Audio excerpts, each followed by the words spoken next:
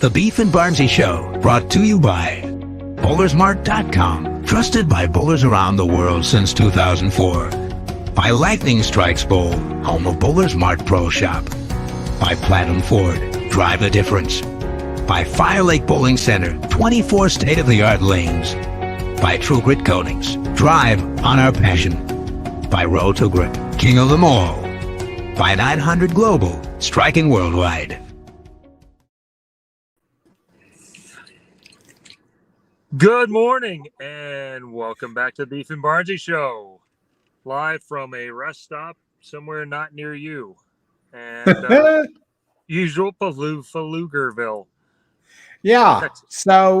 So I hear that your main problem packing was that you had too many clothes and too many trophies. Trying to find the space for all these trophies to bring home. Well, it is first world troubles. One I haven't been used to in a minute, so I'll take it.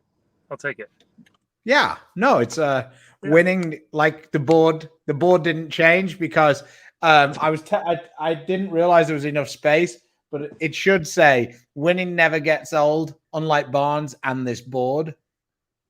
And this, yeah, well, Venus, we got the same board as last week, but I was actually thinking about changing it, but then I was like, why? No reason to change it. Chris is still getting old and he's still winning. Well, I hope so. Because if I'm not getting older, it didn't work out very well for me. You're hosting by yourself. He's heating up on those 1v those early round matches. Man, this could have been a heater of a season if you'd have caught a couple of wins in those round of 16 matches. Let me for people who aren't really aware of Chris's season, I'll just quickly pull it up. Parker obviously came away with the Player of the Year, winning 2 majors and 2 regular titles is pretty stellar. Yeah. Parker ended up about 1,400 points ahead of you, Chris, for the season. You were about 9,000 points ahead of third. So you and Parker were, and then sorry for the people at home. A major is 7,500 points, and a regular tournament is 5,000 points for first. So Chris was almost his 2 victories in the last 2 tournaments ahead of Brad Angelo in third. So you and Parker were definitely the cream of the crop this season. But let me just share that screen. You probably won't be able to see it because, well, you're watching on your phone. But the guys at home will be able to. Chrome tab. Is it that one? There it is. So let me just. So Chris's season was 3rd, 11th, 1st, 9th, 5th, 4th, 9th, 4th, 2nd, 9th, 3rd, 1st, 1st. And the 3 9th place finishes, he was the number 1 seed. So if he'd have won 1 match in those, the worst case scenario would have been 5th. So, yeah, summing it up, you were the Shannon O'Keefe of the senior tour. She had a worse finish of 9th. You had a worse finish of 11th. I think you played a couple more events than no. I think it was about the same amount of events, actually, looking at that. I think she had 13 caches. So, yeah, I think we either both 13 or 14 events. I missed one, same as Parker. So, yeah, I think it was 5, 5, 4, 5. So yeah. I think it was more closer to 2000 there, Matt. That's a little rough. 1990. Yeah, I was still in college. So Brian Poga. Shannon was the Barnes of the PWBA. No. I think it was the other way around. She finished first. Yeah, she won Player of the Year too. So yeah. Trey Autry, we're seeing you in a few weeks, sir, down at your event in Longview. I see Stu joined the rest of the domesticated Americans and posted first day of school pictures. Yep, Brady went off this morning. 6:30 came around real fast for Brady. Yeah, he wasn't in stellar moods when it was still dark outside, but he had to get ready for school. Love Jones says the return of Superman. One of our friends from the UK, Steve Davis, says excellent bowling, Chris. Hopefully we get some Weber Cup news. Hopefully. Mark Hendricks, what's your take on how we can differentiate between a house shot 230 average bowler and the 230 average pro bowler? Significant amounts of income, for one, but those two are not equitable. What's a good way to explain it? I think his point is I think he's getting at how does the general public explain to, or just how did the general public understand? And I think that this is Boland's problem, and I don't think there is necessarily an answer to it. While house conditions exist, and I don't think that they shouldn't exist, Boland needs to do a better job of explaining, and I think that we spend the whole time trying to put everything in layman's terms, and I think we should embrace some of the technical, because I think there's a bunch of people who, if they understood how technical it was, would actually be more interested, whereas they just think we're just throwing a rock down a lane. Right. Yeah. It's kind of like, I mean, it's so much easier to tell that a golf course is hard. You can look at it, see it, and it's basically the same. The tour doesn't bowl on the same thing that when I go out and play 18 at the local place. It's more customer friendly. You can find your ball. The greens are medium speed, softer conditions, lighter rough, the whole thing. And for them, it's not, because if it's not, then they shoot 6, 7, 8 under par, and you can tell. Yeah, and it's just The other thing is. I mean, I go back to this a lot, but bowling just isn't as difficult as golf. And the max is much easier to achieve in bowling than it is in golf. So, whatever. Anyway, whatever. We're in a good mood. Chris won another trophy. He's got another. Well, thanks, Craig. See where it goes. Maybe we do need some of the fans to start reaching out to Matchroom and asking them. Maybe that's what they're waiting for. That might be a great idea. Would you go to matchroom.com? Well, yeah. I mean, you can Weber Cup on Twitter, Weber Cup on Facebook, Matchroom Multisport. Yeah, there's a lot of places. Quick shout out to Lightning Strikes. Two of my friends here bowled a tournament down at Lightning Strikes this weekend. They had a great time. Our friend Tony is a native from that area, and he shot 300. He said, nice. He said, Lightning Strikes has always been nice on the left. And see how mature I am. I can even have friends who are left-handed. Oh, yeah. Shout out, talking to lefties, shout out to Graham Farr for taking down the tournament in Coldwater. Him and Cooley had a very profitable week in that area.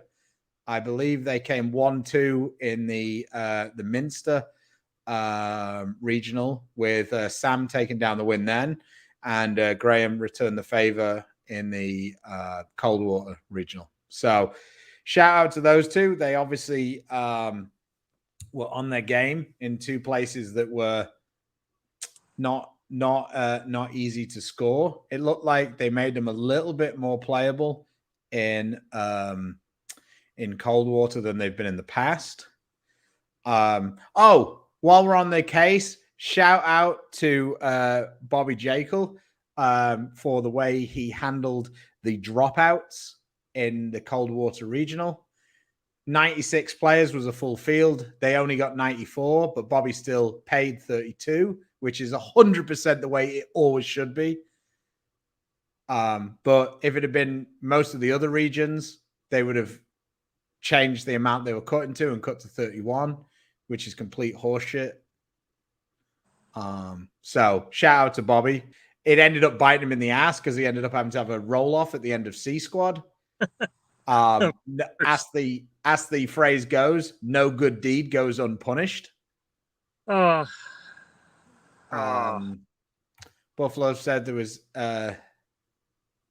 Patrick Dombrowski said 80 sponsors for Coldwater. Yep, nice. They definitely have the community feel of that event. And yeah, they prove that every little helps for sure. Thanks, Alan. I guess that's as much of a compliment as you're ever going to get there. Yeah, it's as close as I'm going to get. Right. That was actually the last text that Linda sent me before the stepladder. So she tried a different approach. She's always soft and supportive and all that. So that hadn't worked. So she went with the don't suck. You could tell she was in a bowling center when she sent it. Yeah. Are you sure that dickhead here, Riley, didn't steal her phone? Probably did, actually. That's a good point. My cousin here, what's up, Austin? Yeah. Has two boys. One of them is going to play D1 basketball this year. The other one is a junior who's basically he's the preseason defensive player of the year, 6'7", shot blocker, scorer. He's legit. You're gonna get to watch him play on Saturday somewhere. So that's cool. Very cool. Yeah. Let's just quickly hear from one of our sponsors. Thanks to Pinnacle GPS again for their support of the channel. This is Gary. He has a small home service business, but a small business and a small fleet still offer some big challenges. Fortunately, Gary found Pinnacle GPS, and with a click of a button, Gary not only learned where his vehicles are, but instantly knows what they are doing. Gary was delighted to find that he had live web-based mapping, real-time tracking, as well as a 2-year history on each of his vehicles. Gary could instantly be aware if they are moving or idle, whether the ignition was on or off, and the vehicle speed, direction, and distance. To learn more about Pinnacle GPS, give us a call. We look forward to the opportunity to earn your business. All right, so we had some quick questions here. Mark from the old YouTube says, which players do you think will win their first tour title? I think that people are making reasonable suggestions. We're going to shout out for Brad Miller, Packy, Nick Pate. I think all of those are possibilities. I also think that there are less events than there used to be, so it's obviously a lot harder. History would tell you that if someone's going to win their first event, it's probably going to be at the World Series. That seems to be the overriding place that most people get there first. Sorry, Martin Larson is due. Yeah. I mean, I would probably pick Packy because, because he's left-handed and there's obviously less lefties. So my pick is Janowitz. Is who? John Janowitz. Oh, is he going to come out and tour? Well, on the 50 tour, yeah. So. Oh, okay. All right. Fair enough. I mean, I don't know. I mean, Spencer might be able to pot one off depending on how much he plays. He's 3 years of school left, so Michael Holloman might be another guy, depending on whether he's bowling or not. I'm just thinking about guys. Cortez might be another good shout out because his year got severely interrupted by the passing of his father. But you know, the first event he played as a member, he made the show, so he might be another good shout out. True that. Yeah. So yeah, that's just a few people. Well, yeah. Of course, I'm measuring every lefty on earth. Is that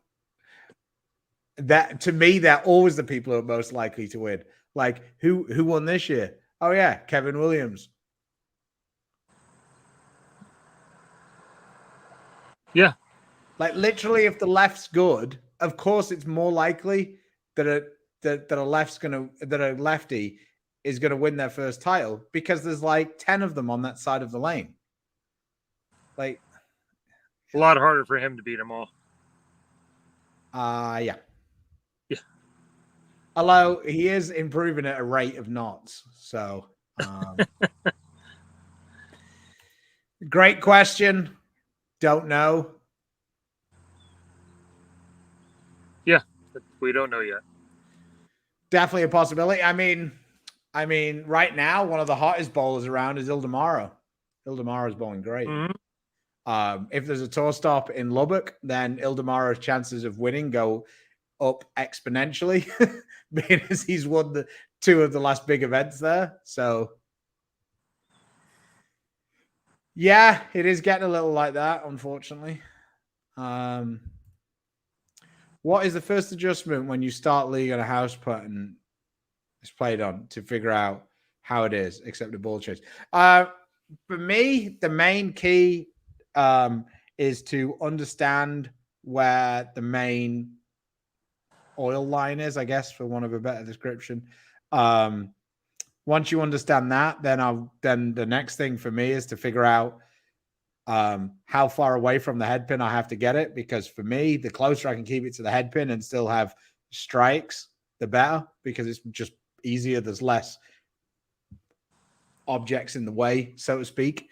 But figuring out how far right you can get it and it'll still come back. And then from that moment on, if I'm in a new house, I'll tend to keep my eyes open to see, if I see a guy striking a lot, is he doing it because he's using a strong ball? Is he using a weak ball? Is he playing the dry? Is he playing the oil? All of those sorts of things. So that's the sort of, they're the sort of things that I look for. But either it's entertaining owning a center. It's going to be pretty tough to outbid Bolero right now for much. So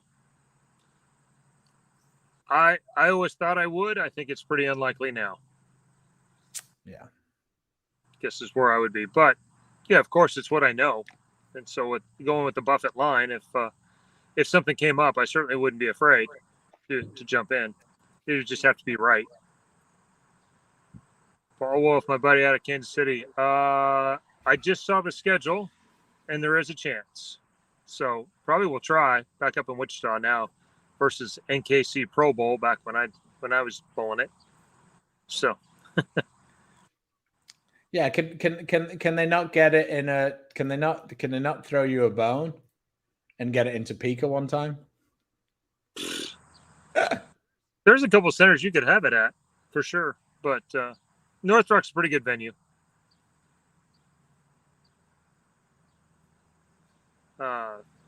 But Infinite Physics would be the one I would recommend. I think that. I mean, your wife is kind of a poster child for this right here. Yeah, and she likes the Infinite Good Physics bowler. in both 15 and 14. Yeah, it doesn't throw it super hard, but needs it to hook without, if you can throw it hard, then you're talking about gems and protons, and realities, those kind of balls. So.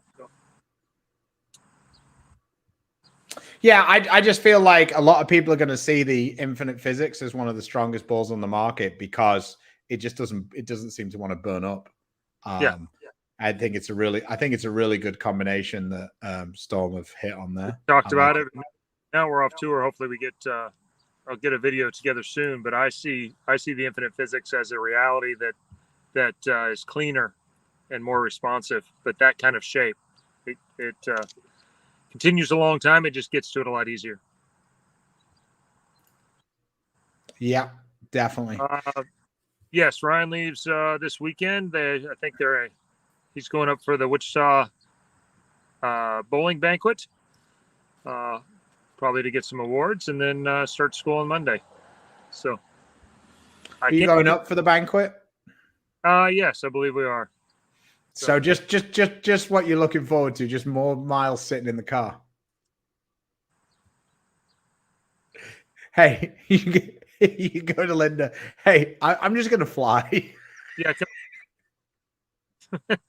Ryan, you get your shit there. I don't care. Me and your mom are flying. See you there. Pick us up, would you? Don't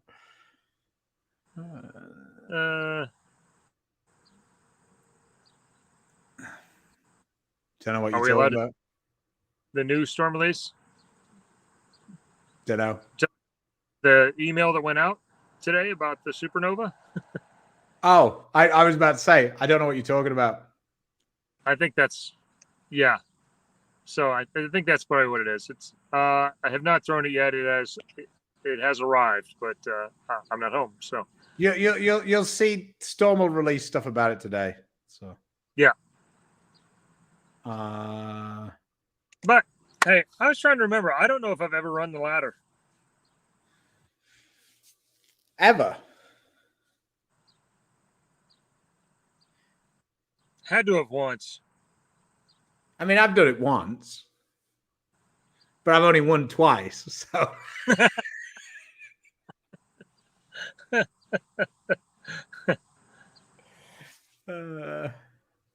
I feel like one of your wins in Vienna you might have done, but it was a 4-man ladder. Yeah. Oh, I have 4-man ladders a few times, for sure. The 3 matches or whatever, one from the 3 spot. I can't remember if I won. A lot of times, well, I mean, we had those matches there for a while, so I mean, technically, yes, from the wild card spot, I've won before, but you don't bowl every game. You bowl a match, then skip a match, then bowl a match, then bowl a final. So it's still 3 games. So.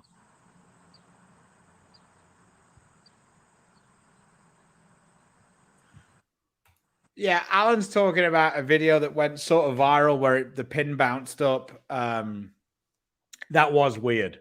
It certainly was the funniest one. The funniest one for me will forever and a day be Bill O'Neill's 5-pin in Abu Dhabi, where he threw the strike, he turned around, he walked off, and he's like, "No, bro, you got the 5-pin." He's like, yeah, you're fucking with me, whatever. And he wouldn't turn around, and then he turned around, the 5-pin was done. He was like, what the happened there? He literally hit light. Do you remember that one? Where it like bounced down and then stood straight back up, but Bill had already turned around because he knew it had struck. Right, he shook it down. It's just a light shaker, and he went down, and the 4 and the 7. Once they go down, the 5 was down early, and then all of a sudden it wasn't. Yeah, but honestly, Bill thought everybody was just playing with him, like you do. Yeah, of course.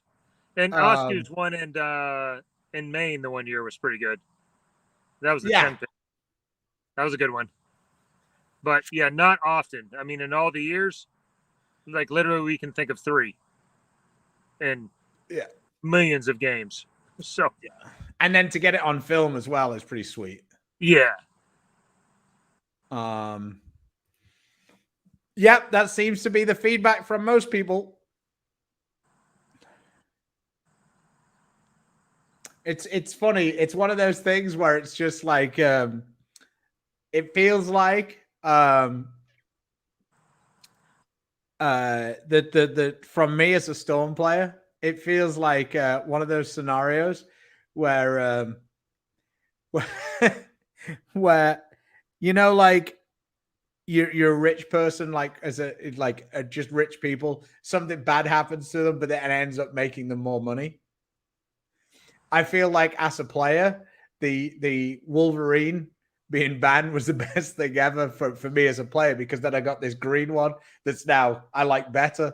So it's like, oh, you took that one away from me because I wasn't allowed to use that one because that was an advantage, and now I've got an even bigger advantage. Thanks. That's what it feels like. I'm sure it doesn't feel like that for Bill having taken the loss, but for me as a player, super excited about that green Wolverine. Right. Like we'll say, that's also true. Yeah, that one was pretty sweet. It didn't really go down though, didn't it? That one slide across and back or something. I think it like part way and got trapped up. It was a goofy one. It didn't go all the way down, but it was over, and then it wasn't. It was in the middle of one of those matches where you can't stop getting. Oh, Sullivan, this isn't really about winning so much. It's just that it was so long ago. So I'm gonna beat Stu to the punch because, as the sport says, I'm getting old. So. No, I feel like Dave. I do feel like Chris is like, he goes like, yeah. I mean, the thing is I probably have done it because I've basically done everything else. So the odds are probably fairly strong I've done it, but I just don't remember it. When you make 150 shows, the odds are pretty good. It's like Pete. I'll still never forget. And this, to me, 100% put into perspective how much of a badass Pete Weber is and how much of he's achieved in his life. He goes, I hate the National Bowling Stadium. It's like one of my least favorite places to bowl. I've only made the show there like 4 times. But he was being like deadly serious. Yeah. I'm like, Pete, you've made the show there 4 times. He goes, the place has been open 20 years. Okay. Like, the majority of people who ever bowl a shot at the PBA Tour don't make 1 show. This guy's made 4 shows. He lists the places, one of the places he hates most. It's unbelievable. It's brilliant. It's like, that's when you realize, God damn, he made a lot of shows. Yeah. Yeah, it's been open since 95. Yeah, but yeah, I understand. That's a love-hate relationship kind of place. It's just the best, the way he said it. He goes, because it was ages ago he said it, but he goes, man, I hate bowling here. I've only made the show here 4 times. I'm like, for almost everybody else who bowls, if you'd made the show somewhere 4 times, that would be like your favorite bowling center. Yeah, that's your fantasy bowling center. Where would you bowl if you had one place to pick? Oh, I'd go to the stadium. Pete's like, fuck that place.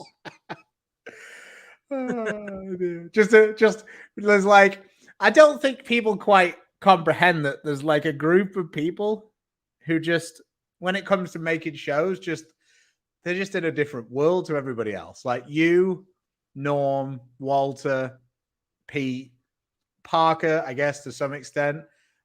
But it's just wild. Like Ryan Schaefer has a lot of shows as well. Yeah. Roth, Holman, and Earl in their era were, it seemed like every week.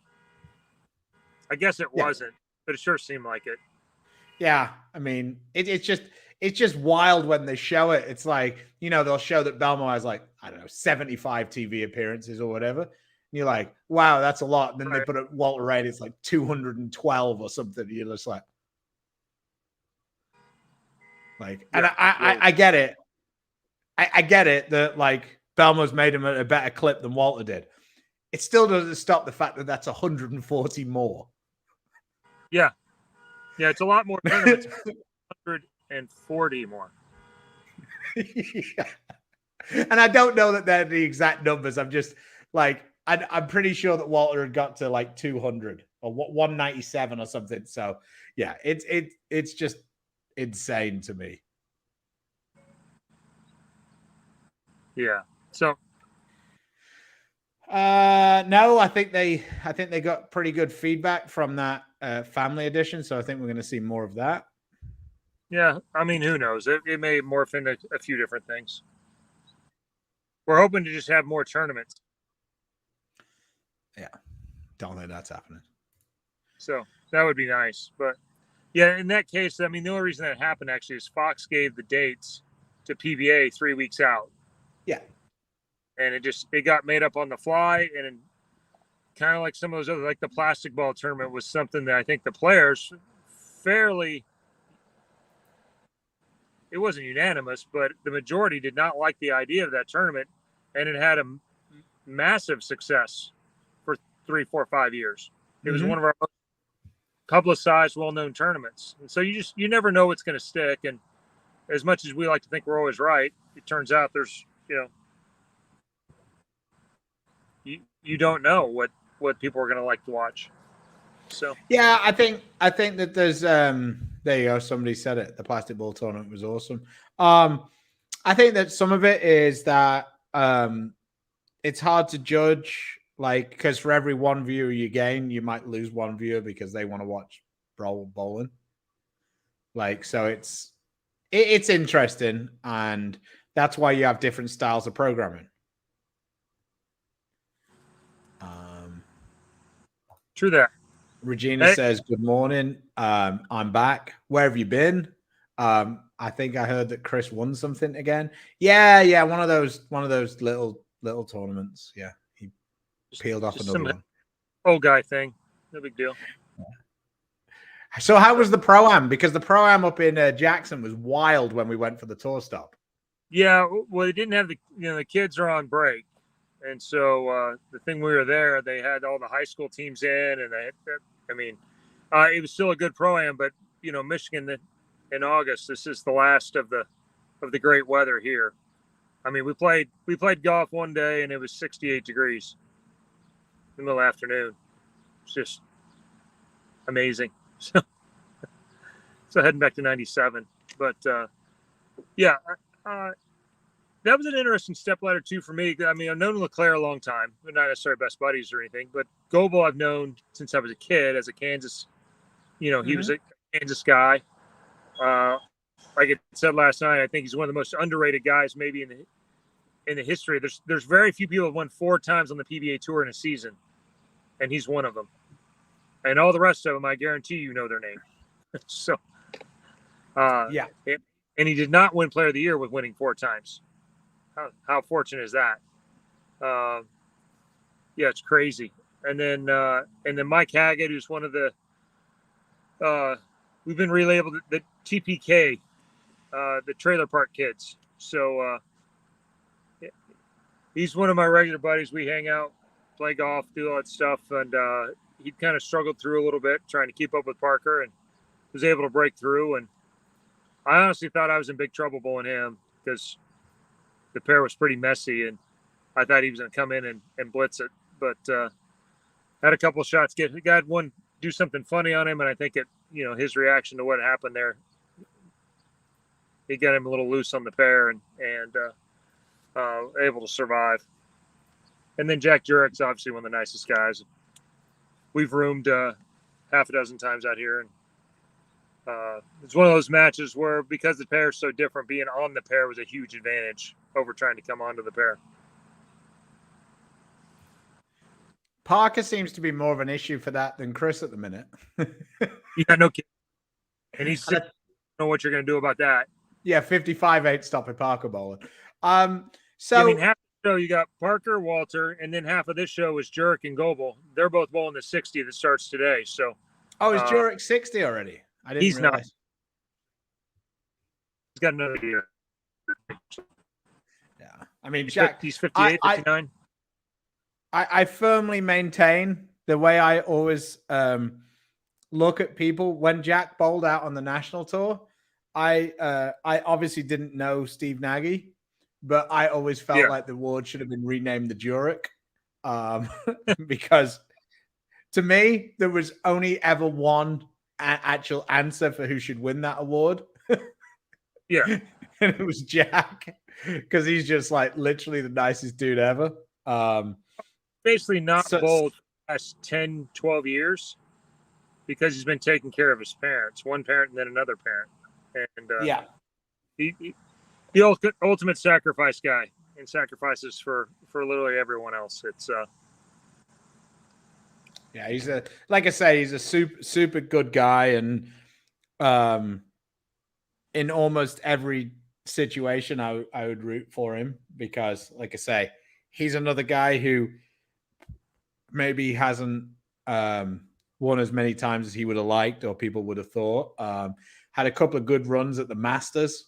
I think he's been the number 1 seed twice, in fact, at the Masters. He's a really good bowler that had struggled with confidence at different times over the years, and it's gotten in the way of the talent that he has. And it's fun to watch him when he gets it going a little bit. And I was fortunate to get by him last week, and then this week, he ended up being the top seed for the show. Yeah, this was when Jack lost to Hess in the Masters, and he was going into the last couple of frames, and Hess had already won. And Jack was trying to, Tom's a pretty emotional dude. So he was trying to help him get through those. It just showed what a good guy he was. Because, of course, Jack's heart would have been breaking and not winning at that point. Right. Anything where the left-handers have a huge advantage over me, I don't really care about anything else.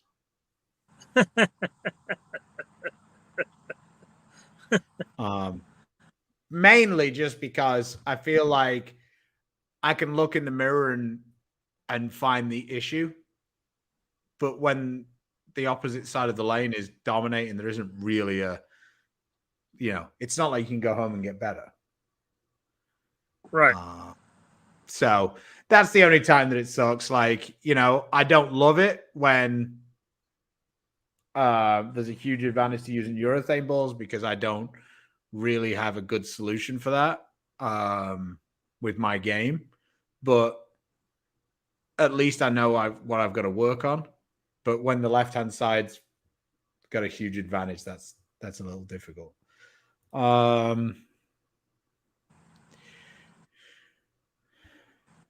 I think these patterns should be saved for the highest level because when you bowl on tour, the best bowlers tend to make these shows when they're on hard and flat. But when you do it to junior bowlers, the skill levels, even at the best ones, they're not there yet. I mean, they're still going to finish higher, but it's just much of a play because the misses are just bigger until your skill level refines itself. And so, also, it depends. Also, the other problem is junior gold. It's just way too few games to use a pattern that's that difficult. Yeah, like there's 4 no games. time for it out. If you have the unlucky bad game, and to a point, some of that is what happens is everybody sees it. But if you see it in one of the 4 games that you're qualifying, you don't get game 6 to find the good pair. No. And make it.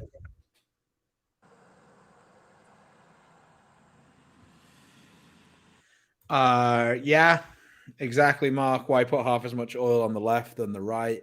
So the left will burn off as fast as the right. Yeah, kind of. It's not quite as simple as that, but yes. Principally, the lane surface is obviously a bunch newer than the right side. So, yeah. So, Chris, since Stu is telling you how old you are, it's only because I've started to see the gray everywhere, Matt. So, on Chris, obviously, not me. No, I'm getting more salt than pepper in the beard. So, yeah. How much longer are you going to bowl on the main tour? Well, crossing with Matt at the U.S. Open almost retired me there. He's putting me practicing with my son isn't helping any, but I think I still have a few more years at it. We'll see how it goes. The results will tell me. And last year didn't go great with the exception of a few tournaments. So, but I think we figured some things out. Next year will be the tell. Yeah, I think that's fair to say. Yeah, I don't think that really matters, to be honest. Like, yes, I think they should, but I don't think that really matters to the point that we were making, if that makes sense. Somebody says, are those new 3Gs you were wearing? No, they're the Tour X, right? Yeah, Tour X and a Sharpie paint pen. So I need to get on the road here soon. I got a lot of driving left.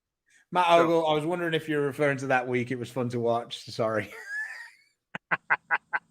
What, fun to watch me struggle and you beat me by 100 every block? Yeah, that was a great time. Thanks. Watch when Dom wins. He showed a decent bit of emotion when he won. So yeah. All right. Yeah, a lot of guys control it. Obviously, I mean, Cooley / Dexter, he really tones it down and tries to keep it buttoned up. I mean, Belmonte flatlines it about as much as anybody, and he's been there enough that he can actually keep his emotions under wraps, even even on TV. Look at Ogle. Fraudulent slip wasn't fun to watch. No, I think you got it right the first Come time. on, Matt. Let's be honest. It loosened you up. You had a little giggle every other frame when the was going along. Nobody doesn't like it.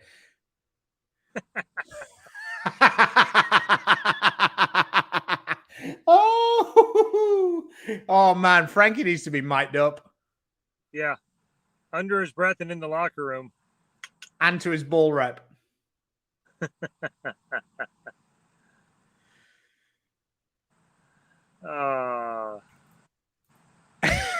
Every frame. Yeah.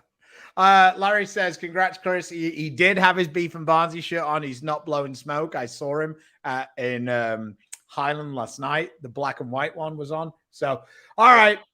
Let's wish Chris a nice drive. And we will be back on Thursday, hopefully. What day are you driving it with Ryan? Probably Friday or Saturday. I don't know. Okay. All right. Still catching up. So. Yeah, no problem. You don't get told. I know that you had a little bit of a leak, and I've got a little bit of a crack. So, house problems. Yay! Let's go. All right. Take it easy. Thanks, guys. Thank you. Appreciate you guys showing up, and please support the sponsors that support us. Storm, Rotogrip, 900 Global, Coolwick, Lightning Strikes, Platinum Ford, Fire Lake Bowling Center, Pinnacle GPS, and could be your sponsor here. Join us next time. Until next time, stay safe, stay healthy. God bless. See you later.